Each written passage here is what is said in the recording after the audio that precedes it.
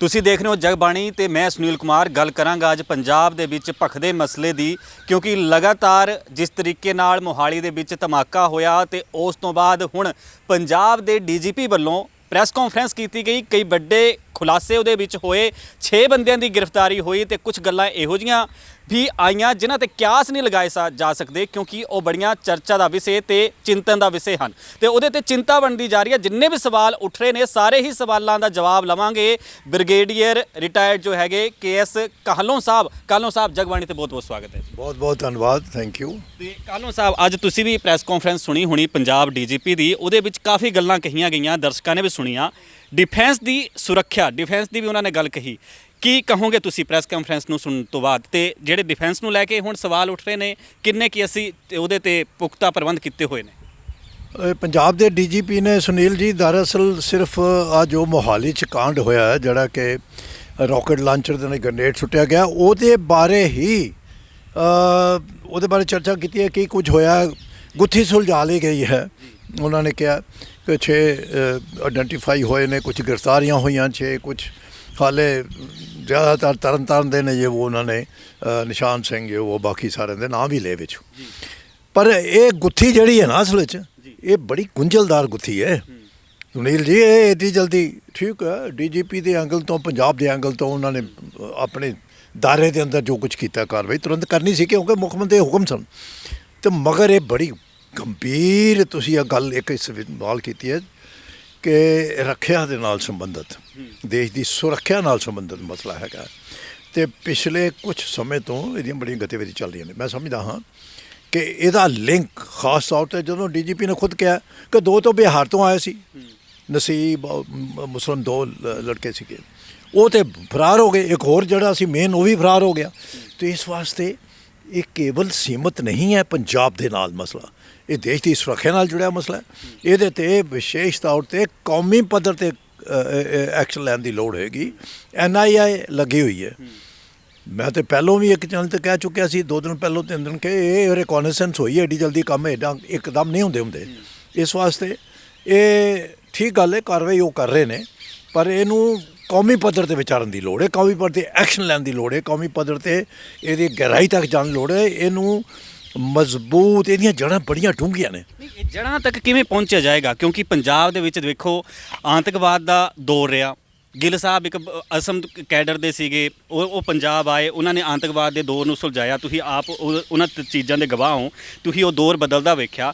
ਲੇਕਿਨ ਅੱਜ ਦੇ ਇਸ ਦੌਰ ਦੇ ਵਿੱਚ ਕੁਝ ਦਿਨ ਪਹਿਲਾਂ ਕਰਨਾਲ, ਫਿਰ ਉਸ ਤੋਂ ਪਹਿਲਾਂ ਪੰਜਾਬ ਦੀਆਂ ਵੱਖ-ਵੱਖ ਥਾਵਾਂ, ਫਿਰ ਹਿਮਾਚਲ, ਕਈ ਜਗ੍ਹਾ ਤੋਂ ਦੂਜੇ ਪਾਸੇ ਪੰਜਾਬ ਦੇ ਵਿੱਚ ਇਹੋ ਜਿਹਾ ਮਾਹੌਲ, ਦੀਨਾਨਗਰ ਅਟੈਕ ਦੀ ਗੱਲ ਕਰਾਂ ਜਾਂ ਪਠਾਨਕੋਟ 에ਅਰਬੇਸ ਅਟੈਕ ਦੀ ਗੱਲ ਕਰਾਂ, ਕਿ ਇਹੋ ਜਿਹੇ ਤਰੀਕੇ ਨਾਲ ਸਾਜ਼ਿਸ਼ਾਂ ਹੋ ਰਹੀਆਂ, ਕਿੰਨੀਆਂ ਕਿ ਗੁੰਝਲਦਾਰ ਗੁੱਥੀਆਂ ਨੇ।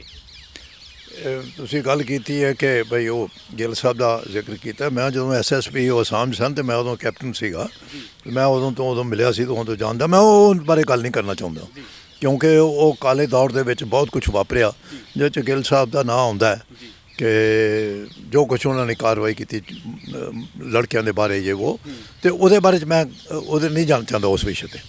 ਮਗਰ ਕਿਉਂਕਿ ਸਾਰਿਆਂ ਨੂੰ ਪਤਾ ਹੈ ਕਿ ਦੇਖੋ ਇਹੋ ਜਿਹੇ ਅਣਜਾਣ ਮੁੰਡੇ ਵੀ ਫੜ ਕੇ ਮਾਰੇ ਗਏ, ਇਹ ਉਹ ਹੋਇਆ ਜੋ ਕੁਛ ਹੋਇਆ। ਮੈਂ ਗੱਲ ਕਰਨਾ ਉਹ ਕਾਲਾ ਦੌਰ ਜਿੱਥੋਂ ਅਸੀਂ ਨਿਕਲ ਚੁੱਕੇ ਹਾਂ ਉੱਥੇ ਵਾਪਸ ਨਾ ਆਈਏ। ਜੇ ਵਾਪਸ ਨਹੀਂ ਆਉਣੇ ਤਾਂ ਕੋਈ ਇਤਿਹਾਸ ਵੱਲੋਂ ਕੋਈ ਕਦਮ ਚੁੱਕਣੇ ਪੈਣਗੇ। ਹੁਣ ਜਿਹੜੀ ਤੁਸੀਂ ਗੱਲ ਕੀਤੀ ਹੈ ਕਿ ਇਹ ਵਾਕਈ ਠੀਕ ਹੈ, ਕਦੀ ਤੇ 에ਅਰਬੇਸ ਪਠਾਨਕੋਟ 'ਤੇ ਹਮਲਾ, ਉਹ ਬਾਹਰੋਂ ਆਏ ਸੀ, ਰਾਵਿਦਿਆ ਤੋਂ ਪਰਲੇ ਪਾਸਿਓਂ ਆਏ ਸੀ, ਉਹ 'ਤੇ ਇਨਕੁਆਇਰੀ ਵੀ ਹੋਈ। ਬਹੁਤ ਕੁਝ ਸਾਡੇ ਵੀ ਇੱਕ general lieutenant general rank vice chief of the army staff ਸੀਗੇ, ਉਹਨਾਂ ਨੇ ਬੜੀਆਂ ਰਿਕਮੈਂਡੇਸ਼ਨਾਂ ਵੀ ਦਿੱਤੀਆਂ।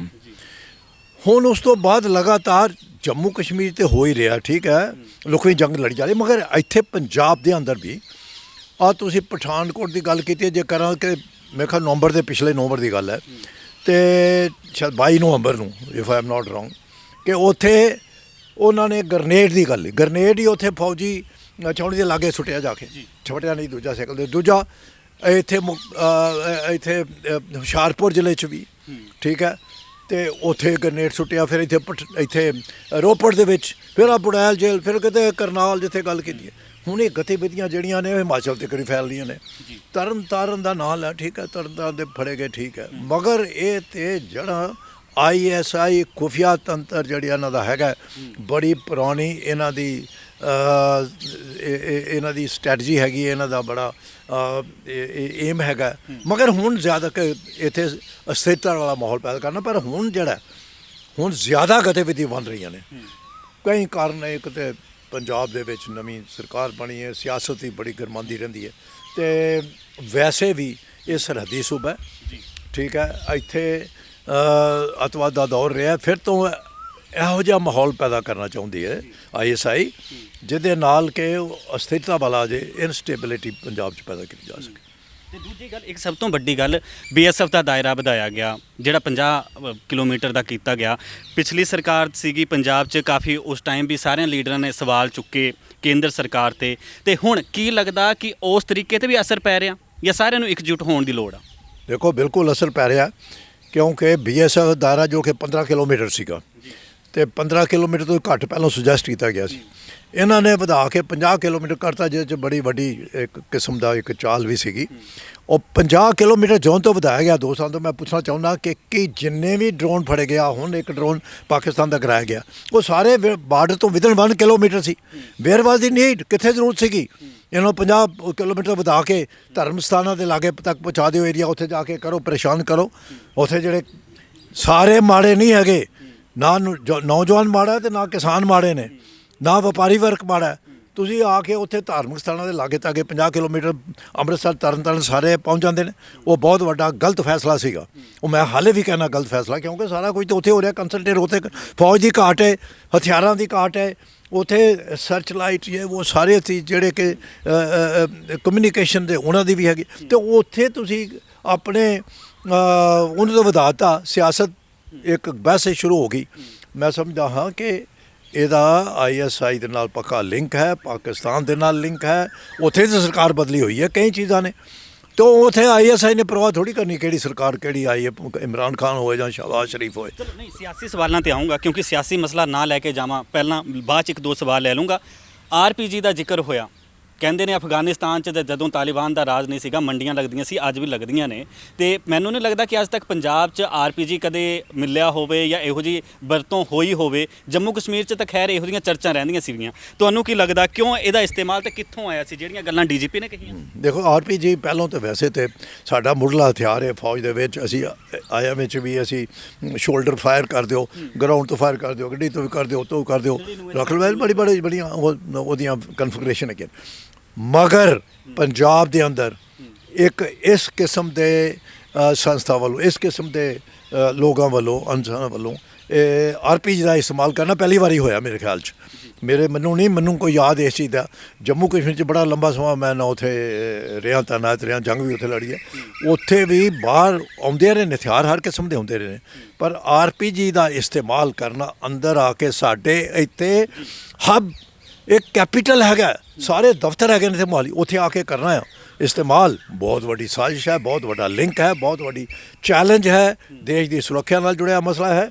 ਇਹ ਐਡੀ ਦੂਰ ਆ ਕੇ ਕਰਨਾ, ਇਹਦਾ ਲਿੰਕ ਬੜਾ ਵੱਡਾ, ਕਿਤੇ ਰੈਕੀ ਹੋਈ, ਕਿਤੇ ਫਿਰ ਉਸ ਤੋਂ ਬਾਅਦ ਅੰਦਰੂਨੀ ਅਨਸ਼ੈਗਨ ਸਾਡੀਆਂ ਸ਼ਕਤੀਆਂ ਜਿਹੜੀ ਕੰਮ ਕਰ ਰਹੀਆਂ ਨੇ ਵਿਦੇਸ਼ੀ ਸ਼ਕਤੀਆਂ ਦੇ ਨਾਲ। ਇਸ ਵਾਸਤੇ ਇੱਕ ਮੈਂ ਇਹਨੂੰ ਗੰਭੀਰ ਚੁਣੌਤੀ ਦੇ ਤੌਰ 'ਤੇ ਲੈਣਾ ਚਾਹੁੰਦਾ। ਇਹਨੂੰ ਇਹ ਕਹਿਣਾ ਚਾਹੁੰਦਾ ਕਿ ਭਾਈ ਇਹ ਕੌਮੀ ਪੱਧਰ 'ਤੇ ਇਹਨੂੰ ਬਚਾਉਣ ਦੀ ਲੋੜ ਹੈ।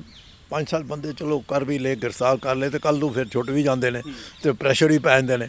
ਇਹਨੂੰ ਛੱਡ ਦਿਓ, ਮਾੜਾ ਬੰਦਾ ਨਹੀਂ ਹੈਗਾ, ਚੰਗਾ, ਇਹਨੇ ਸਾਡੀ ਇਲੈਕਸ਼ਨ 'ਚ ਮਦਦ ਕੀਤੀ ਸੀ, ਉਹ ਬਹੁਤ ਕੁਛ ਹੁੰਦਾ। ਇਸ ਵਾਸਤੇ ਮੈਂ ਸਮਝਦਾ ਇਹਨੂੰ ਗੰਭੀਰਤਾ ਨਾਲ ਲੈਣ ਦੀ ਲੋੜ ਹੈ। ਇਹਨੂੰ ਕੌਮੀ ਪੱਧਰ 'ਤੇ ਇਹਨਾਂ ਨੇ ਕੀਤਾ, ਪਰ ਜਲਦੀ 'ਚ ਜਲਦਬਾਜ਼ੀ ਇਨ ਡਿਟੇਲ ਜਾ ਕੇ ਗਹਿਰਾਈ ਤੱਕ ਜਾਏ। ਕੋਈ ਕੈਨੇਡਾ ਬੈਠਾ, ਕੋਈ ਕਿਤੇ ਹੈ, ਤੋ ਲਿੰਕ ਇਹਦਾ ਬਾਕੀ ਸਟੇਟਾਂ ਨਾਲ ਵੀ ਹੈਗਾ, ਹਰਿਆਣਾ ਨਾਲ ਵੀ ਹੈਗਾ, ਹਿਮਾਚਲ ਨਾਲ ਵੀ ਹੈਗਾ, ਦਿੱਲੀ ਤੱਕ ਹੈ। तो ये इत्थे बस नहीं होने वाला। वो होर सुनो तुसीं, मैं जिहड़ी अखबार पढ़ लिया सी मोहाली दे किते उत्थे रेजिडेंशियल कॉलोनी च उत्थे अफवाह फैल गई कि इत्थे कुछ होने वाला। हाँ दसो तुसीं हुण इस किस्म दा ओ ते ये देखो, ये तो दुश्मन की हमेशा साज रही है दहशत वर्गा माहौल पैदा करना। ਤੇ ਸਾਡੇ ਪੰਜਾਬੀ ਤਗੜੇ ਨੇ ਇਸ ਕਿਸਮ ਦੀ ਟਾਕਰਾ ਕਰਨ ਵਾਸਤੇ ਜੰਗਾਂ 'ਚ ਵੀ ਕੀਤਾ।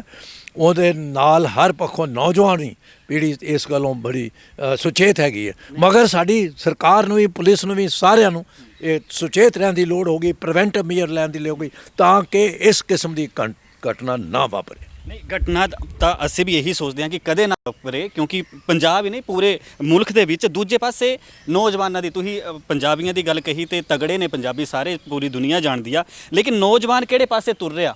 ਕਿ ਡਰੱਗਸ ਵਾਲੇ ਪਾਸੇ ਜਾਂ ਪੈਸੇ ਵਾਲੇ ਪਾਸੇ? ਕਿਉਂਕਿ ਆਤੰਕੀ ਜਿਹੜਾ ਇੱਥੇ ਗੈਂਗਸਟਰ ਹੁੰਦਾ ਸੀ, ਕਹਿੰਦੇ ਉਹਨੂੰ ਪਾਕਿਸਤਾਨ 'ਚ ਥਾਂ ਦਿੱਤੀ ਹੋਈ ਹੈ, ਰਿੰਦੇ ਦੀ ਗੱਲ ਕਰ ਰਿਹਾ ਮੈਂ। ਤੇ ਕੀ ਪੰਜਾਬ ਦੇ ਨੌਜਵਾਨ ਕਿੱਥੇ ਡਰੱਗਸ ਦੀ ਚਾਹ ਦੇ ਵਿੱਚ ਜਾਂ ਫਿਰ ਡਰੱਗਸ ਦੀ ਵਰਤੋਂ ਦੇ ਵਿੱਚ ਜਾਂ ਪੈਸੇ ਦੇ ਲਾਲਚ ਦੇ ਵਿੱਚ ਤਾਂ ਨਹੀਂ ਇਹੋ ਜਿਹੀਆਂ ਚੀਜ਼ਾਂ ਵਿੱਚ ਜੁੜ ਰਹੇ? ਪੰਜਾਬ ਦੇ ਨੌਜਵਾਨ ਬੇਰੁਜ਼ਗਾਰੀ ਤੋਂ ਸਤਾਏ ਹੋਏ, ਜਦੋਂ ਕੋਈ ਰੁਜ਼ਗਾਰ ਦੇ ਸਾਧਨ ਨਹੀਂ, 2 ਸਾਲਾਂ ਤੋਂ ਫੌਜ ਦੀ ਭਰਤੀ ਬੰਦ ਪਈ ਹੈ। ਜਿਹੜੇ ਬੱਚੇ ਸਿਲੈਕਟ ਵੀ ਹੋ ਗਏ ਸੀ ਲਾਗੇ ਚਾਗੇ ਕੋਈ ਮੈਡੀਕਲ ਕਰਕੇ, ਤੇ ਉਹਨਾਂ ਨੂੰ 2 ਸਾਲਾਂ ਕਰੋਨਾ ਕਰਕੇ ਉਹਨਾਂ ਨੂੰ ਫੌਜ ਵਾਸਤੇ ਬੁਲਾਇਆ ਨਹੀਂ ਗਿਆ। ਇੱਕ ਪਾਸੇ ਤੇ ਰਾਜਨਾਥ ਡਿਫੈਂਸ ਮਿਨਿਸਟਰ ਮਾਨਯੋਗ, ਉਹਨਾਂ ਨੇ ਕਿਹਾ ਸੀ ਕਿ 1 ਲੱਖ ਫੌਜ ਦੀ ਘਾਟ ਹੈ, ਹੁਣ ਕਹਿੰਦੇ ਫੌਜ ਘੱਟ ਕਰ ਦਿਓ। ਹੁਣ ਜੇ ਉਹਨਾਂ ਨੂੰ ਰੁਜ਼ਗਾਰ ਇੱਥੇ, ਚਲੋ ਫੌਜ ਦੀ ਗੱਲ ਇੱਕ ਹੋ ਗਈ, ਪੰਜਾਬ ਦੇ ਵਿੱਚ ਜਾਂ ਪੂਰੇ ਦੇਸ਼ ਭਰ 'ਚ ਨੌਜਵਾਨ ਇਸ ਵੇਲੇ ਕਿਉਂ ਭੱਜਦਾ, ਕਿਉਂ ਨਸ਼ੇ ਵੱਲ ਭੱਜਦਾ, ਕਿਉਂ ਵਿਦੇਸ਼ਾਂ ਵੱਲ ਜਾਂਦਾ? ਕਿਉਂਕਿ ਇਸ ਵੇਲੇ ਉਹਦੇ ਪਾਸ ਕੋਈ ਚਾਰਾ ਨਹੀਂ। ਪੜ੍ਹ ਲਿਖ ਕੇ ਬੜੇ ਬੜੇ ਵੈਲ ਕੁਆਲੀਫਾਈਡ, ਉਹਨਾਂ ਨੂੰ ਕੋਈ ਇੱਥੇ ਰੁਜ਼ਗਾਰ ਦੇ ਸਾਧਨ ਨਹੀਂ ਰਹੇ। ਰੁਜ਼ਗਾਰ ਦੇ ਸਾਧਨ ਜੋ ਪਹਿਲਾਂ ਸੀਗੇ ਉਹ ਜਨਰੇਟ ਨਹੀਂ ਕੀਤੇ ਜਾ ਰਹੇ। ਉਹ ਉਹਨਾਂ ਦੇ ਅੰਦਰ ਬੜਾ ਭੜਕਾਨ ਹੈ, ਉਹ ਗੈਂਗਸਟਰ ਵੱਲ ਜਾਂਦੇ ਨੇ, ਉਹ ਸਤਾਏ ਹੋਏ ਜਾਂਦੇ ਨੇ। ਇੱਦਾਂ ਨਹੀਂ ਹੈਗੇ, ਮਾੜੇ ਨਹੀਂ ਹੈਗੇ ਨੌਜਵਾਨ। ਮੈਂ ਮਾੜੇ ਨਹੀਂ ਕਹਿ ਰਿਹਾ, ਕਿਉਂਕਿ ਦੇਖੋ ਮਾੜਾ ਕੋਈ ਵੀ ਨਹੀਂ ਹੈ। ਕੋਈ ਮਾਂ ਪਿਓ ਜਾਂ ਕੋਈ ਟੀਚਰ ਜਾਂ ਅਸੀਂ ਵੀ ਕਿਸੇ ਨੂੰ ਨਹੀਂ ਕਹਿੰਦੇ ਕਿ ਤੁਸੀਂ ਮਾੜੀ ਰਾਹ 'ਤੇ ਜਾਓ, ਇਹ ਤਾਂ ਉਹਦੀ ਆਪ ਦੀ ਚੁਆਇਸ ਆ। ਲੇਕਿਨ ਕਈ ਵਾਰੀ ਹਾਲਾਤ ਹੋ ਜਾਂਦੇ, ਇਹਨਾਂ ਹਾਲਾਤਾਂ ਨੂੰ ਕਿਵੇਂ ਬਦਲਿਆ ਜਾ ਸਕਦੇ? ਕਿਉਂਕਿ ਲਗਾਤਾਰ ਕਿਤੇ ਨਾ ਕਿਤੇ ਹੁਣ ਸਿਆਸਤ ਵੀ ਇਹਦੇ 'ਤੇ ਗਰਮਾਣੀ ਹੈ। ਮੈਂ ਕਿਹਾ ਸੀ ਸਵਾਲ ਲਾਊਂਗਾ, ਤੇ ਨਵੀਂ ਸਰਕਾਰ ਨੂੰ ਵੀ ਕੀ ਇਹਦੇ 'ਤੇ ਜਿਹੜਾ ਡੀਮੋਰਲਾਈਜ਼ ਕੀਤਾ ਜਾ ਰਿਹਾ, ਜਿਵੇਂ ਨੌਜਵਾਨਾਂ ਨੂੰ ਕਈ ਵਾਰੀ ਕੀਤਾ ਜਾਂਦਾ। ਹੁਣ ਮਰਿੰਡਾ ਤੋਂ ਇੱਕ ਨੌਜਵਾਨ ਕਾਬੂ ਹੋਇਆ, ਜਿਹੜਾ ਹਿਮਾਚਲ ਨਾਲ ਜੁੜਿਆ ਹੋਇਆ ਮਸਲਾ ਸੀ, ਉਹਦੇ 'ਤੇ ਜੁੜਿਆ ਦੱਸਿਆ ਜਾ ਰਿਹਾ, ਤੇ ਸਰਕਾਰ 'ਤੇ ਸਵਾਲ ਉੱਠਣੇ ਨੇ। ਤੇ ਕੀ ਸਾਰਿਆਂ ਨੂੰ ਇਕਜੁੱਟਤਾ ਨਾਲ ਚੱਲਣਾ ਚਾਹੀਦਾ? ਇਹਨਾਂ ਜਵਾਕਾਂ ਨੂੰ ਰੋਕਣਾ ਚਾਹੀਦਾ? ਮੈਂ ਇਲੈਕਸ਼ਨ ਤੋਂ ਪਹਿਲਾਂ, ਕਿਉਂਕਿ ਮੇਰੀ NGO ਹੈਗੀ ਨਾਨ ਪੋਲੀਟੀਕਲ, ਮੈਂ ਪਿੰਡਾਂ ਜਾ ਕੇ ਦੇਖਿਆ, ਅੰਮ੍ਰਿਤਸਰ, ਗੁਰਦਾਸਪੁਰ ਜ਼ਿਲ੍ਹਿਆਂ 'ਚ ਮੇਰਾ ਆਪਣਾ, ਮੈਂ ਉੱਥੇ ਮਹਿਸੂਸ ਕੀਤਾ ਕਿ ਨੌਜਵਾਨਾਂ ਦਾ ਇਸਤੇਮਾਲ ਕੀਤਾ ਗਿਆ ਇਲੈਕਸ਼ਨ 'ਚ, ਉਹਨਾਂ ਨੂੰ ਗੁੰਮਰਾਹ ਕੀਤਾ ਗਿਆ। ਚਲੋ ਸਾਡੇ ਨਾਲ ਚਲੋ, ਸਾਰੀਆਂ ਪਾਰਟੀਆਂ ਨੇ ਜ਼ੋਰ ਲਾਇਆ, ਮਗਰ ਉਹਨਾਂ ਦੀ ਕੋਈ ਸੁਣਵਾਈ ਨਹੀਂ, ਕੋਈ ਦੇਖਭਾਲ ਨਹੀਂ ਹੈਗੀ। ਉਹਨਾਂ ਨੂੰ ਸਿੱਧੇ ਰਸਤੇ ਦਿਖਾਉਣ ਵਾਸਤੇ ਆਇਆ ਨਹੀਂ। ਉਹ ਨਸ਼ਿਆਂ ਵੱਲ ਜਾ ਰਹੇ ਨੇ, 'ਚ ਕੋਈ ਸ਼ੱਕ ਨਹੀਂ। ਉਹ ਉੱਧਰ ਜਾ ਰਹੇ ਨੇ, ਕਿਉਂ ਜਾ ਰਹੇ ਨੇ? ਇਸੇ ਕਰਕੇ ਜਾ ਰਹੇ ਨੇ। ਹੁਣ ਜਿਹੜੀ ਗੱਲ ਹੈਗੀ ਹੈ ਕਿ ਸਿਆਸਤਦਾਨਾਂ ਨੇ ਵੀ ਉਹਨਾਂ ਨੂੰ ਇਸਤੇਮਾਲ ਕੀਤਾ, ਤੇ ਹੁਣ ਸਿਰਫ ਸਿਆਸਤ ਗਰਮਾ ਜਾਂਦੀ ਹੈ ਜਦੋਂ ਕੋਈ ਇਹੋ ਜਿਹਾ ਕਾਂਡ ਵਾਪਰਦਾ। ਮਗਰ ਲੋੜ ਹੈਗੀ ਹੈ ਸਾਨੂੰ ਕਿ ਨੌਜਵਾਨਾਂ ਨੂੰ ਸਿੱਧੇ ਰਸਤੇ, ਕਿਉਂਕਿ ਜੇ ਅਸੀਂ ਇਸੇ ਪਾਸੇ ਚੱਲ ਗਏ, ਦੁਸ਼ਮਣੀ ਦੀ ਸਾਜ਼ਿਸ਼ ਹੈ ਕਿ ਬਗੈਰ ਜੰਗ ਲੜਿਓ ਇਹਨਾਂ ਨੂੰ ਹਰਾ ਦਿਓ। ਫੌਜ ਦੇ ਭਰਤੀ ਹੁਣ ਜੋਗੇ ਰਹਿਣੀ ਨਾ, ਜੇ ਭਰਤੀ ਫੌਜ ਹੈਗੇ ਨੇ ਫਿੱਟ, ਤੇ ਉਹ ਉਹਨਾਂ ਨੂੰ ਜਾਣ ਉੱਥੇ ਸ਼ਾਮਲ ਨਹੀਂ ਕੀਤਾ ਜਾਂਦਾ। ਇਸ ਵਾਸਤੇ ਇਹ ਇੱਕ ਸਾਜ਼ਿਸ਼ ਹੈਗਾ ਬਹੁਤ ਵੱਡੀ, ਪਾਕਿਸਤਾਨ ਦੀ ਖਾਸ ਤੌਰ ਤੇ ਸਾਡੇ ਨੌਜਵਾਨਾਂ ਦੇ ਗੁੰਮਰਾਹ ਕਰਨ ਵਾਸਤੇ। ਨਹੀਂ ਤਾਂ ਇਸ ਚੀਜ਼ ਨੂੰ ਰੋਕਿਆ ਕਿਵੇਂ ਜਾ ਸਕਦਾ? ਦੇਖੋ ਨੌਜਵਾਨ ਰੀੜ ਦੀ ਹੱਡੀ ਨੇ, ਕਹਿੰਦੇ ਮੁਲਕ ਦਾ ਭਵਿੱਖ ਹੁੰਦੇ, ਤੇ ਕਿਵੇਂ ਰੋਕਿਆ ਜਾਏਗਾ ਨੌਜਵਾਨਾਂ ਨੂੰ ਕਿ ਇਹ ਸਿਰਫ ਗੈਂਗਸਟਰਾਂ ਵੱਲ ਨਾ ਤੋਰਨ, ਉੱਥੇ ਜਿਹੜੇ ਇਹਨਾਂ ਦੇ ਲਿੰਕ ਹੈਗੇ ਉਹਨਾਂ ਨੂੰ ਤੋੜਨ, ਉਹਨਾਂ ਨੂੰ ਸਿੱਧੇ ਰਸਤੇ ਪਾਉਣ। ਸਿਆਸੀ ਨੇਤਾਵਾਂ ਦਾ ਤਾਂ ਕੰਮ ਹੀ ਇਹੋ ਹੀ ਹੈ, ਸਰਕਾਰ ਨਵੀਂ ਬਣੀ ਜਾਂ ਪੁਰਾਣੀ ਹੋਏ, ਨੇਤਾ ਸਾਰਿਆਂ ਲੋਕਾਂ ਨੂੰ ਚਾਹੀਦਾ ਜੋ ਇਹਨਾਂ ਨੇ ਵਾਅਦੇ ਕੀਤੇ ਨੇ। ਅਗਰ ਪੰਜਾਬ ਸਰਕਾਰ ਦੀ ਤੁਸੀਂ ਗੱਲ ਕੀਤੀ ਉਹ ਪੂਰੇ ਕਰਨ। ਉਹ 26,000 ਨੌਕਰੀਆਂ ਦੇਵਾਂਗੇ, ਦੇਣ ਨਾ, ਫਿਰ ਨੌਕਰੀਆਂ ਦੇਣ, ਫਿਰ ਪਤਾ ਚੱਲੇ। ਜਿਹੜੇ ਪਹਿਲੋਂ ਸਿਲੈਕਟ ਹੋਏ ਨੇ, ਜਿਹੜੇ ਹੈ ਨੇ, ਉਹਨਾਂ ਨੂੰ ਦੇਣ। ਠੀਕ ਹੈ, ਉਹਨਾਂ ਨੂੰ ਜਦੋਂ ਤੱਕ ਰੁਜ਼ਗਾਰ ਨਹੀਂ ਮਿਲੇਗਾ, ਉਹ ਵਿਦੇਸ਼ਾਂ ਵੱਲ ਸਾਰਾ ਪੈਸਾ ਖਰਚ ਕਰਕੇ ਭੇਜਣ। ਉੱਥੇ ਵੀ ਰਹਿਣਾ ਕਿਹੜਾ ਕੋਈ ਆਸਾਨ ਹੈ ਸੁਨੀਲ ਜੀ? ਉੱਥੇ ਬੜਾ ਮੁਸ਼ਕਿਲ ਹੋ ਰਿਹਾ, ਤੇ ਉੱਥੇ ਤੇ ਫਿਰ ਵਾਪਸ ਆ ਰਹੇ, ਜ਼ਮੀਨਾਂ ਜਮੂਨਾਂ ਵੇਚ ਕੇ ਉਹਨਾਂ ਦੇ ਮਾਂ ਪਿਓ ਤੇ ਸਭ ਕੁਝ ਜਾ ਰਹੇ ਨੇ। ਤੇ ਨੌਜਵਾਨਾਂ ਵਾਸਤੇ ਇੱਕ ਚੰਗਾ ਸੰਦੇਸ਼ ਨਹੀਂ, ਇਹਨਾਂ ਨੂੰ ਗਾਈਡ ਕਰਨ ਦੀ ਲੋੜ ਹੈ। ਇਹਨਾਂ ਵਾਸਤੇ ਇਹਨਾਂ ਦੀਆਂ ਸਮੱਸਿਆ, ਅੰਦਰੂਨੀ ਸਮੱਸਿਆ ਜਾਣ ਦੀ ਲੋੜ ਹੈ। ਸਾਡੇ ਜਿੰਨੇ ਵੀ MLA ਨੇ ਜਾਂ ਜਿਹੜੇ ਵੀ ਹਾਰੇ ਵੀ ਨੇ, ਉਹਨਾਂ ਨੂੰ ਚਾਹੀਦਾ ਇਸ ਪਾਸੇ ਧਿਆਨ ਦੇਣ, ਇਕਜੁੱਟ ਹੋ ਕੇ। ਜਦੋਂ ਬਹਿਸ ਹੁੰਦੀ ਹੈ ਤੁਹਾਡੇ ਚੈਨਲਾਂ 'ਤੇ, ਆ ਤਾਂ ਤੁਸੀਂ 1-to-1 ਇੰਟਰਵਿਊ ਲੈ ਰਹੇ ਹੋ, ਉੱਥੇ ਸਵਾਏ ਇੱਕ ਦੂਜੇ 'ਤੇ ਉਂਗਲਾਂ ਚੁੱਕਣ ਦੇ, ਸਵਾਏ ਇੱਕ ਦੂਜੇ ਨੂੰ ਨੀਚੇ ਕਰਨ ਤੇ, ਉਹ ਤੇਰੀ ਸਰਕਾਰ ਨੇ ਆ ਕੀਤਾ, ਦੂਜੇ ਨੇ, ਹੋਰ ਕੋਈ ਕੰਮ ਹੀ ਨਹੀਂ ਹੁੰਦਾ। ਜਿਹਨੇ ਚੈਨਲ 'ਤੇ ਮੈਂ ਦੇਖਿਆ ਜਾ ਕੇ, ਉੱਥੇ ਮੇਰੇ ਵਰਗੇ ਨੂੰ ਬਿਠਾ ਲੈਂਦੇ ਨੇ, ਪਰ ਉਹ ਗੱਲ, ਉਹ ਟਾਈਮ ਨਹੀਂ ਮਿਲਦਾ, ਆਪੋ 'ਚ ਉਲਝੇ ਰਹਿੰਦੇ ਨੇ। ਤੁਸੀਂ ਆ ਕੀਤਾ, ਦੂਜੀ ਸਰਕਾਰ ਉਹ ਆਈ ਹੈ, ਬਈ ਸਰਕਾਰ ਠੀਕ ਹੈ, 2 ਮਹੀਨੇ ਹੋਏ ਨੇ, ਦੇਖੋ ਕੰਮ ਲੱਗੇ ਨੇ। ਹੁਣ ਮੌਕਾ ਦੇਣਾ ਚਾਹੀਦਾ ਸਰਕਾਰ ਨੂੰ। ਮੈਂ ਕਿਸੇ ਸਰਕਾਰ ਨੂੰ ਕੋਈ ਨਹੀਂ ਆਪਣਾ। ਬ੍ਰਿਗੇਡੀਅਰ ਸਾਹਿਬ, ਮੈਂ ਬੜੀ ਨਿਰਪੱਖਤਾ ਨਾਲ ਚੱਲਦਾ, ਸਾਡੀ ਪੂਰੀ ਨਿਰਪੱਖਤਾ ਨਾਲ ਪੱਤਰਕਾਰੀ ਹੁੰਦੀ ਆ, ਤੇ ਮੈਂ ਵੀ ਇਹੀ ਪੁੱਛੂੰਗਾ ਹੁਣ ਇੱਕ ਅਹਿਮ ਤੇ ਅੰਤਿਮ ਸਵਾਲ ਲਾਉਂਗਾ ਕਿ ਬਾਰਡਰ ਪਾਰੋਂ ਤਾਰਾਂ ਪਾਰੋਂ ਜਿਹੜੀਆਂ ਸਾਜ਼ਿਸ਼ਾਂ ਹੋ ਰਹੀਆਂ ਨੇ ਉਹਨਾਂ ਨੂੰ ਕਿਵੇਂ ਰੋਕਿਆ ਜਾਵੇ, ਚਾਹੇ ਉਹ ਨੌਜਵਾਨਾਂ ਦੇ ਪੱਖ ਵਿੱਚ ਨੇ ਚਾਹੇ ਮੁਲਕ ਦੇ ਹਿੱਤ ਵਿੱਚ। ਦੇਖੋ ਹਮਾਰੀਆਂ ਸੁਰੱਖਿਆ ਏਜੰਸੀਆਂ ਨੇ ਮੇਰੀ ਰॉ ਹੈਗੀ ਹੈ, ਠੀਕ ਹੈ, ਉਹ ਕਿਸ ਤਰ੍ਹਾਂ ਆਪਰੇਟ ਕਰਦੀ ਹੈ ਜਿਹੜੇ ਬਾਰਡਰ ਡਿਸਟ੍ਰਿਕਟ ਨੇ ਖਾਸ ਤੌਰ ਤੇ ਪੰਜਾਬ ਤੇ ਜਾਂ ਜੰਮੂ ਕਸ਼ਮੀਰ 'ਚ, ਤੇ ਉਹ ਉੱਥੇ ਉਹਨਾਂ ਨੂੰ ਉਹੋ ਜਿਹੇ ਵੀਕਨੈਸਿਸ ਦੇਖਦੇ ਨੇ। ਉਹ ਮੈਂ ਵੀ ਤੁਹਾਡੇ ਹਿੰਦ ਸਮਾਚਾਰ ਗਰੁੱਪ ਦੇ ਮੈਂ ਲੇਖ ਆਉਂਦੇ ਰਹਿੰਦੇ ਨੇ, ਅੱਜ ਵੀ ਮੇਰੇ ਤੇ ਕੋਈ ਆਈ ਸੀ, ਤੇ ਇਹਦੇ ਵਿੱਚ ਕਈ ਇੱਕ ਪਹਿਲੂ ਨੇ ਜਿੱਦਾਂ ਕਿ 3 W ਨੇ, ਵਾਈਨ, ਵੂਮਨ ਐਂਡ ਵੈਲਥ। ਹੁਣ ਇੱਕ 에ਅਰਫੋਰਸ ਦਾ ਸਰਜੈਂਟ ਦਿੱਲੀ ਫੜਿਆ ਗਿਆ ਸਰਵਿੰਗ ਆਪਣੀ ਇਨਫੋਰਮੇਸ਼ਨ ਸਿਕਿਉਰਿਟੀ ਦੇਸ਼ ਦੀ ਸੁਰੱਖਿਆ ਨਾਲ ਜੁੜਿਆ ਮੁਸਲਮ ਕੇ ਹਨੀ ਟਰੈਪ ਕਹਿੰਦੇ ਨੇ ਆ ਗਿਆ ਉਹਦੇ 'ਚ। ਉਹ ਮੈਂ ਤੇ ਦੇਖਿਆ ਸੀ ਜਦੋਂ ਕਿ ਸਾਂਭਾ ਸਪਾਈਂਗ ਕਾਂਡ ਹੋਇਆ, ਉਦੋਂ ਮੈਂ ਮੇਜਰ ਸੀ, ਮਗਰ ਆਇਆ ਇਹਦੀ ਬ੍ਰਿਗੇਡ ਹੈਡਕੁਆਟਰ, ਤੇ ਉਹ ਜਿਹੜੇ ਕੋਈ ਅਫਸਰ ਫੜੇ ਗਏ ਸੀ ਉਹ ਉੱਥੇ ਮੇਰੇ ਅੰਡਰ ਲਾਏ ਸੀ, ਉਹਨਾਂ ਨੇ ਬੜੀ ਵੱਡੀ ਜ਼ਿੰਮੇਵਾਰੀ ਸੀ, ਤੇ ਉਹ ਅਖਬਾਰ ਉਹ 'ਚ ਕਿਤਾਬਾਂ ਵੀ ਲਿਖੀਆਂ। ਮੇਰਾ ਕਹਿਣ ਤੋਂ ਮਕਸਦ ਇਹ ਹੈ ਕਿ ਇਹ ਤਾਂ ਬਹੁਤ ਵੱਡਾ ਇਹਨਾਂ ਦਾ ਦਾਇਰਾ ਹੈਗਾ, ਰੋਕਿਆ ਕਿਵੇਂ ਜਾਏ, ਇਹੋ ਜਿਹੇ ਐਲੀਮੈਂਟ ਨੂੰ ਆਇਡੈਂਟੀਫਾਈ ਕੀਤਾ ਜਾਏ। ਹੁਣ ਉਹ ਛੁੱਟ ਜਾਂਦੇ ਨੇ, ਪੱਕੇ ਹੱਥੀ ਮਜ਼ਬੂਤ ਕਾਰਵਾਈ ਕੀਤੀ ਜਾਏ ਉਹਨਾਂ ਨੂੰ। ਜਦੋਂ ਹੱਥ ਪਾਣਾ ਪੱਕੇ ਹੱਥੀ ਤਾਂ ਕਿ ਛੁੱਟ ਨਾ ਸਕੇ। ਜੇ ਇੱਥੋਂ ਫਿਰ ਜਾ ਕੇ ਉੱਧਰੋਂ ਬੜੇ ਹਾਲ 'ਚੋਂ ਨਿਕਲ ਗਿਆ, ਦੂਜੇ ਆ ਕੇ ਫਿਰ ਉਹਨਾਂ ਨੇ ਜ਼ਮਾਨਤ ਲੈ ਲਈ, ਛੁੱਟ ਗਏ। ਇੱਕ ਤਾਂ ਇਹ ਗੱਲ। ਦੂਜੀ ਗੱਲ, ਸਾਡੇ ਨੌਜਵਾਨਾਂ ਨੂੰ ਐਜੂਕੇਟ ਕਰਨ ਦੀ ਲੋੜ ਹੈ ਕਿ ਆਹ ਜਿਹੜੇ ਸਾਡੇ ਖੁਫੀਆ ਤੰਤਰ ਦੇ 20-22 ਚੈਨਲ ਵਾਲਿਆਂ ਨੇ ਕੀਤਾ ਸੀ ਕੋਈ ਸਾਲ ਪਹਿਲਾਂ, ਜਿਹੜੇ ਉੱਥੇ ਰਹਿ ਕੇ ਆਏ, ਕੀ ਹਾਲਤ ਹੋਈ ਉੱਥੇ, ਬੁਰੀ ਹਾਲਤ। ਪਾਕਿਸਤਾਨ ਦੀ ਦੇਖੋ ਦੁਰਦਸ਼ਾ ਬੜੀ ਮਾੜੀ ਹੈ। ਉਹ ਕਦੀ ਨਾ ਤੇ ਸਾਡੇ ਕੋਲ ਜੰਗ ਉਹਨੂੰ ਜਿੱਤੀ, ਨਾ ਜਿੱਤਣ ਦੇ ਕਾਬਲ ਹੈਗੇ ਨੇ। ਇਹ ਇਹੋ ਜਿਹੇ ਕੰਮ ਕਰਦੇ ਨੇ, ਮਦਰਸਿਆਂ ਦੇ ਵਿੱਚ ਇਹੋ ਜਿਹੀ ਟ੍ਰੇਨਿੰਗ ਉਹਨਾਂ ਨੂੰ, ਤੇ ਉਹ ਦੁਫਾੜ ਕਰਨਾ ਚਾਹੁੰਦੇ ਨੇ। ਉਹ ਸਾਡਾ ਜਿਹੜਾ ਇੱਥੋਂ ਦਾ ਭਾਈਚਾਰਕ ਸਾਂਝ ਹੈ ਉਹਨੂੰ ਤੋੜਨਾ ਚਾਹੁੰਦੇ ਨੇ, ਤੇ ਇਹੋ ਜਿਹੇ ਮੁੱਦੇ ਕਰ ਰਹੇ ਨੇ ਜਿਹੜੇ ਕਿ ਧਰਮ ਪ੍ਰਭਾਵਿਤ ਨੇ। ਤੇ ਉਹ ਇਹ ਜਿਹੜੀ ਚਾਲ ਹੈਗੀ ਉਹਦੇ ਬਾਰੇ ਦੱਸਣ ਦੀ ਲੋੜ ਹੈ। ਨੌਜਵਾਨ ਗੁੰਮਰਾਹ ਨਾ ਹੋਣ, ਪੈਸੇ ਦੇ ਲਾਲਚ ਆ ਕੇ ਦਿੰਦੇ ਨੇ, ਆ ਵੀ ਦੇਖੋ ਨਿਕਲੇਗਾ ਇਹ ਪੈਸਾ ਕਿਸੇ, ਭਾਵੇਂ ਉਹ ਬਾਹਰੋਂ ਆਇਆ, ਦੂਜੇ ਆਇਆ, ਤੀਜੇ ਆਇਆ, ਕਿੱਥੋਂ ਆਇਆ ਮੈਂ ਨਾ ਲੈ ਚੁੱਕਿਆ, ਪਰ ਮੈਂ ਦੱਸਣਾ ਕੋਈ ਨਾ ਕੋਈ ਤਾਂ ਸ਼ਕਤੀ ਪੈਸੇ ਦਿੰਦੇ ਨੇ ਨਾ। ਤੇ ਉਹ ਆ ਜਿਹੜਾ ਚੈਨਲ ਤੇ ਹੁਣ ਚੱਲ ਗਿਆ ਤੁਹਾਡਾ WhatsApp ਦੇ ਉੱਤੇ ਹੀ, ਉਹ ਹਨੀ ਟਰੈਪ ਫੜ ਕੇ ਕੋਈ, ਹੁਣ ਇਹਦੇ ਬਾਰੇ ਤੇ ਸਮਝਾਉਣਾ ਪੈਣਾ ਨਾ। ਇਹ ਤਾਂ ਸਕੂਲਾਂ ਕਾਲਜਾਂ 'ਚ ਵੀ ਦੱਸਣਾ ਪੈਣਾ ਕਿ ਬੱਚਿਆਂ ਨੂੰ ਕਿਉਂ ਇਹੋ ਜਿਹੇ ਕੰਮਾਂ 'ਚ ਫਸ ਜਾਓਗੇ ਤੇ ਤੁਸੀਂ, ਤੁਹਾਡਾ ਤਬਾਹ ਹੋ ਜਾਏਗਾ ਤੁਹਾਡਾ ਭਵਿੱਖ। ਇੱਕ ਵਾਰੀ ਤੁਹਾਡੇ ਤੇ ਮੋਹਰ ਲੱਗ ਗਈ, FIR ਠੋਕ ਗਈ, ਦੂਜਾ ਜਬ ਉਹ ਤਸ਼ਵੀਸ਼ ਹੁੰਦੀ ਹੈ, ਜਬ ਤੁਹਾਡੀ ਤੋਂ ਫੌਜ 'ਚ ਭਰਤੀ ਹੋਇਆ, ਪੁਲਿਸ 'ਚ ਭਰਤੀ ਹੋ, ਉਹ ਸਾਰੀ ਚੀਜ਼ਾਂ ਸਾਹਮਣੇ ਆ ਜਾਂਦੀਆਂ ਨੇ। ਤੇ ਨੌਜਵਾਨ ਵਰਗ ਨੂੰ ਸਿੱਧੇ ਰਸਤੇ ਪਾਉਣ ਦੀ ਲੋੜ ਹੈ, ਸਿੱਧੇ ਰਸਤੇ ਪੈ ਸਕਦੇ ਨੇ, ਪਰ ਉਹਨਾਂ ਨੂੰ ਉਹਨਾਂ ਦੇ ਯੋਗਤਾ ਜਿਹੜੀ ਉਹਦਾ ਇਸਤੇਮਾਲ ਕਰਕੇ, ਮੈਂ ਫਿਰ ਕਹਿਣਾ ਕਿ ਜਿਹੜੀ ਬੇਰੁਜ਼ਗਾਰੀ ਦੀ ਸਮੱਸਿਆ ਨਾ ਉਹਨੂੰ ਦੂਰ ਕੀਤਾ ਜਾਏ, ਨੌਜਵਾਨਾਂ ਨੂੰ ਰੁਜ਼ਗਾਰ ਮਿਲੇ, ਬਾਹਰ ਨਾ ਭੱਜਣ, ਪਾਕਿਸਤਾਨ ਵੱਲ ਰੁਖ ਨਾ ਕਰਨ। ਜਿਹੜੇ ਬਾਹਰ ਦੇ ਬੈਠੇ ਨੇ ਐਲੀਮੈਂਟ, ਉਹਨਾਂ ਨਾਲ ਕੋਈ ਇੱਦਾਂ ਦੀ ਕੋਈ ਮਾੜਾ ਵਰਤਾਓ ਜਾਂਦੇ ਨੇ ਸਾਡੇ, ਅਤੇ ਮੈਂ ਸਮਝਦਾ ਕਿ ਇਸ ਪਾਸੇ ਧਿਆਨ ਦੇ ਰਹੇ ISI ਨੂੰ ਕਾਊਂਟਰ ਕਰਨ ਵਾਸਤੇ। ਬਦਨਾਮ ISI ਦੇ ਉਹ ਤੁਸੀਂ ਗੱਲ ਕੀਤੀ ਹੈ ਅਫਗਾਨਿਸਤਾਨ ਦੀ, ਉੱਥੇ ਵੀ ਉਹਨਾਂ ਦਾ ਹਾਲੇ ਵੀ ਚੱਲ ਰਿਹਾ ਉਹਨਾਂ ਦਾ ISI ਦੇ ਨਾਲ ਮਿਲ ਕੇ। ਅਤੇ ਉੱਥੋਂ ਜਿਹੜੇ ਐਲੀਮੈਂਟ ਆਏ ਨੇ ਉਹੋ ਹੀ ਕਿਹੜੇ ਰਸਤਿਓਂ ਆਇਆ, ਇਹ ਜਿਹੜਾ RPG ਸੀਗਾ, ਕੋਈ ਕਹਿੰਦਾ ਰੂਸ ਤੋਂ ਆਇਆ, ਕੋਈ ਕਹਿੰਦਾ ਇੱਧਰੋਂ ਆਇਆ, ਕਿਤਨੋਂ ਖੇਤੋਂ ਤੋਂ ਆਇਆ ਨਾ। ਉਹ ਪਤਾ ਕਰਨਾ, ਉਹਦੀ ਤਹਿ ਤੱਕ ਜਾਣਾ, ਉਹ ਆ ਕੇ ਉੱਥੋਂ ਤੱਕ ਪਹੁੰਚਾਉਣਾ। ਉਹ ਪੈਦਲ ਥੋੜ੍ਹਾ ਚੱਲ ਕੇ ਆ ਗਿਆ, ਵੱਜਦਾ ਥੋੜ੍ਹਾ ਕਿਸੇ ਗੱਡੀ ਦੇ ਰਸਤੇ ਕੋਈ ਲੈ ਕੇ ਆਇਆ ਉਹਨੂੰ। ਨਾਕੇ ਨੁਕੇ ਬੜੇ ਨੇ, ਬਸ ਰਾਤ ਨੂੰ ਕੀ ਕਰਦੇ ਨੇ ਪਤਾ ਨਹੀਂ। ਅਤੇ ਇਸ ਵਾਸਤੇ ਇਹ ਚੀਜ਼ਾਂ ਦੀ ਗਹਿਰਾਈ ਤੱਕ ਜਾਣ ਦੀ ਲੋੜ ਹੈ। ਨੌਜਵਾਨ ਵਰਗ ਜਿਹੜਾ ਇਸ ਵੇਲੇ ਦੇਸ਼ ਦਾ ਜਿਹੜਾ ਭਵਿੱਖ ਹੈਗਾ, ਮੈਂ ਸਮਝਦਾ ਹਾਂ ਉਹਦੇ ਵੱਲ ਧਿਆਨ ਕੋਈ ਸਰਕਾਰ, ਕੋਈ ਨੇਤਾ ਦੇਣ ਨੂੰ ਤਿਆਰ ਨਹੀਂ ਹੈਗਾ। ਕਿਉਂਕਿ ਮੈਂ ਗਰਾਊਂਡ ਲੈਵਲ 'ਤੇ ਰਿਟਾਇਰਮੈਂਟ ਤੋਂ ਬਾਅਦ ਪਹਿਲਾਂ ਡਾਇਰੈਕਟਰ ਸੈਨਿਕ ਵੈਲਫੇਅਰ, ਮੈਂ ਇੱਕ ਪੋਲੀਟੀਕਲ ਪਾਰਟੀ 'ਚ ਰਹਿ ਕੇ, ਹੁਣ ਮੈਂ ਲਿਖਦਾ ਰਹਿਣਾ। ਮੈਂ ਤਾਂ ਇਹ ਕਹਿਣਾ ਕਿ ਉਹਨਾਂ ਵੱਲ ਕੋਈ ਧਿਆਨ ਜਿਸ ਤਰੀਕੇ ਨਾਲ ਦੇਣਾ ਚਾਹੀਦਾ ਹੈ, ਜਿਸ ਮੈਂ ਸਮਝਦਾ ਹਾਂ ਕਿ ਦਿਲੋਂ ਹਮਦਰਦੀ, ਮੈਂ ਸਮਝਦਾ ਹਾਂ ਕਿ ਉਹਨਾਂ ਨੂੰ ਸਿੱਧੇ ਰਸਤੇ ਪਾਉਣਾ, ਉਹਨਾਂ ਨੂੰ ਜਿਸ ਤਰੀਕੇ ਨਾਲ ਉਹ ਉਹਨਾਂ ਦੀ ਸਮੱਸਿਆ ਦਾ ਹੱਲ ਲੱਭਣ ਵਾਸਤੇ ਉਹ ਕਰਨ, ਯਤਨਸ਼ੀਲ ਹੋਣ। ਪਾਰਟੀ ਪੱਧਰ ਤੋਂ ਉੱਠੇ ਚੱਲ ਕੇ, ਬੱਚੇ ਸਾਰਿਆਂ ਦੇ, ਨੌਜਵਾਨ ਸਾਰਿਆਂ ਦੇ ਸਾਹਮਣੇ ਸਾਂਝੇ ਨੇ। ਉਹ ਉੱਥੇ ਇਹ ਤਾਂ ਭੇਦਭਾਵ ਦੀ ਗੱਲ ਨਹੀਂ ਹੈਗੀ। ਜੇ ਕੋਈ ਗਲਤ ਕੰਮ ਕਰਦਾ ਉਹਨੂੰ ਸਮਝਾਇਆ ਜਾਏ। ਇਹ ਸੁਧਾਰ, ਜੇਲ੍ਹਾਂ 'ਚ ਤਾਂ ਸੁਧਾਰ ਦੀ ਗੱਲ ਕਰਦੇ ਨੇ, ਅਤੇ ਇੱਥੇ ਨੌਜਵਾਨ ਨੂੰ ਕਾਲਜਾਂ ਸਕੂਲਾਂ 'ਚ ਪੜ੍ਹਦੇ ਹਨ ਜਾਂ ਪਿੰਡਾਂ 'ਚ, ਉੱਥੇ ਕਿਉਂ ਨਹੀਂ ਸੁਧਾਰ ਹੋਣ ਦਾ? ਹੋ ਸਕਦਾ, ਜੇਕਰ ਉਹਨਾਂ ਦੀ ਇਹ ਠੀਕ ਹੈ, ਸਿਆਸਤਦਾਨ ਨਾਲ ਜੋੜਦੇ ਨੇ, ਇਹੋ ਜਿਹੇ ਬੰਦੇ ਲੱਭਦੇ ਨੇ ਜਿਹਨਾਂ ਨੂੰ ਕਹੇ ਸ਼ਰਾਬ ਦੇ ਕੇ ਸ਼ਰਾਬ ਵੀ ਲਾ ਲਿਓ, ਲਓ ਵੋਟਾਂ ਪਾ ਲਓ, ਦੂਜੇ ਬਾਅਦ ਤੁਰੇ ਰਹੋ ਬਸ ਨਾਲ ਗੈਂਗਸਟਰ ਵੱਲ ਕਿਉਂ ਭਜਦੇ ਨੇ, ਇਸੇ ਕਰਕੇ ਭਜਦੇ ਨੇ। ਚਲੋ ਤੁਸੀਂ ਕਾਫੀ ਅਹਿਮ ਸਵਾਲਾਂ ਦੇ ਜਵਾਬ ਵੀ ਦਿੱਤੇ ਤੇ ਸੁਰੱਖਿਆ ਨਾਲ ਉੱਠਦਾ ਮਸਲਾ ਤੇ ਨਾ ਸਮਾਜਿਕ ਮੁੱਦਾ ਵੀ ਕਾਹਲੋਂ ਸਾਹਿਬ ਨੇ ਆਪਣੇ ਵਿਚਾਰ ਸਾਂਝੇ ਕੀਤੇ ਨੇ ਤੇ ਕਾਹਲੋਂ ਸਾਹਿਬ ਇਹਨਾਂ ਉੱਠਦੇ ਸਵਾਲਾਂ ਤੇ ਜਵਾਬ ਦੇਣ ਲਈ ਬਹੁਤ ਬਹੁਤ ਧੰਨਵਾਦ ਜੀ। Thank you so much.